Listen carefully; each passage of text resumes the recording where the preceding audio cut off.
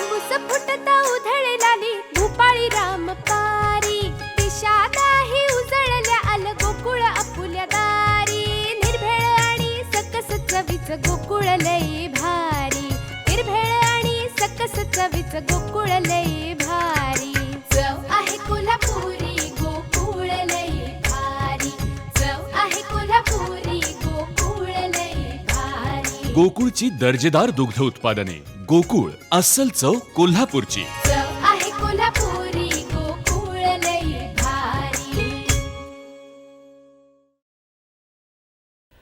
छत्रपती शिवाजी महाराजांचा मावळा मराठा महिला पोलिसांवरती कधी दगडफेक करू शकत नाही अशी प्रतिक्रिया भाजप जिल्हाध्यक्ष प्रभाकर सावंत यांनी मराठा बांधवांवरती झालेल्या लाठीचार्ज प्रकरणावरती दिली.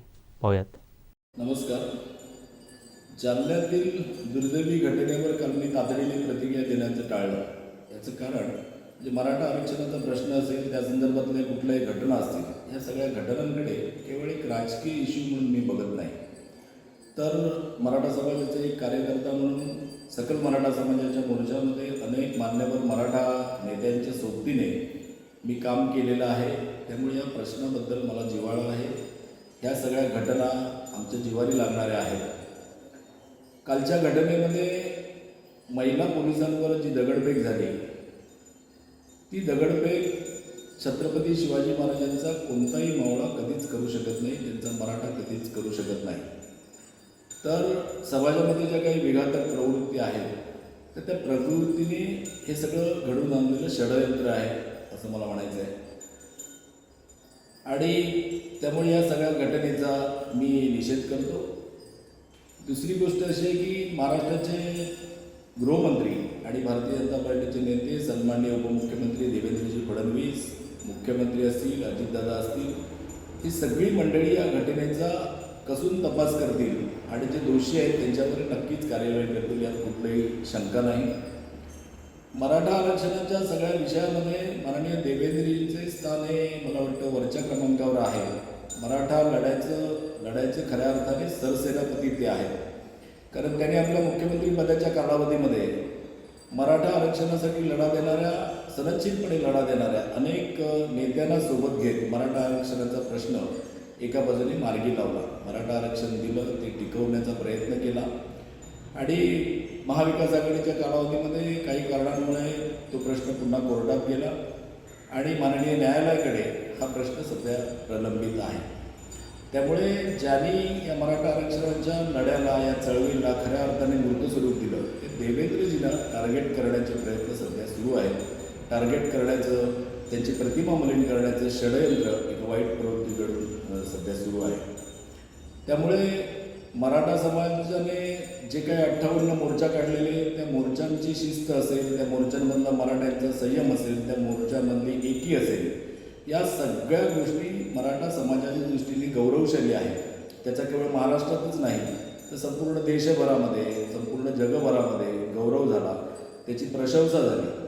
त्यामुळे मराठा समाजाच्या सगळ्या मंडळींना, माझ्यासोबत काम केलेल्या जिल्ह्यातील सगळ्या सकल मराठा समाजाच्या माझ्या सहकार्याला माझं एक विनम्र आवाहन आहे किंवा माझी विनंती आहे की त्यांनी या घटनेमुळे विचलित अजिबात होता नाही, त्यांनी थोडा संयम पाळला पाहिजे आणि अशा पद्धतीने चांगल्या रीतीने या सगळ्या गोष्टींकडे बघितलं पाहिजे.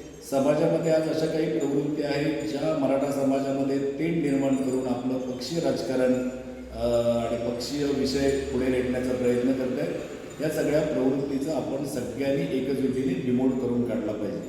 कारण महायुतीचं सरकार आहे, देवेंद्रजी आहेत, मुख्यमंत्री आहेत, ही सगळी मंडळी मराठा आरक्षणाला सर्वोच्च न्यायालयामध्ये ज्या काही गोष्टी आवश्यक आहेत त्या सगळ्या गोष्टींची पूर्तता करून पुन्हा एकदा त्या आरक्षणावर शिक्कामोर्तब करतील, यात कोणत्याही प्रकारचा संदेह नाही. सध्या या मराठा कालच्या घटनेच्या अनुषंगाने काही मंडळी छोटे मोठे मराठा समाजाचे मोर्चा आयोजित करण्याचा प्रयत्न करत आहेत आणि या सगळ्या मोर्चांच्या आयोजनाच्या पार्श्वभूमीवर मला एक कार्यकर्ता म्हणून एक भीती अशी वाटते की अशा छोट्या मोठ्या मोर्चांमध्ये काहीतरी अनुचित प्रकार घडवून आणतील आणि सरकारला वेठीस धरण्याचा प्रयत्न करतील. सरकारला वेठीस धरलं तर सरकार त्याकडे वेगळ्या दृष्टीने पाहिजे, परंतु मराठा समाज म्हणून अशा काही घटना जर भविष्यात घडल्या तर त्या आपल्या समाजाला परवडणाऱ्या नाहीत असं मला वाटतं. कारण आपल्या सगळ्या सकल मराठा समाजाच्या मोर्चाचा जो इतिहास आहे तो दैदिप्यमान आहे आणि त्या इतिहासाला, त्या आपल्या संयमाला, त्या आपल्या एकीला कुठल्याही प्रकारचं गालबोट कोणत्याही प्रकारच्या मोर्चाने लागता कामा नये असं मला वाटतं.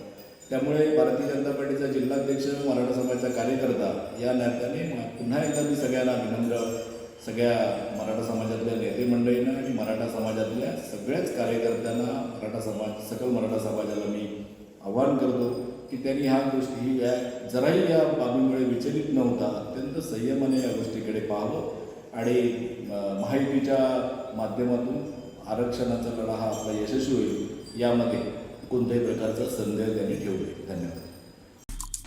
आमचे दिवसभरातले सर्व अपडेट्स, ताज्या घडामोडी आणि थेट लाईव्ह पाहण्यासाठी सबस्क्राईब करा, लाईक करा कोकणचं नंबर 1 महा चॅनल कोकण 7 लाईव्हचं YouTube चॅनल.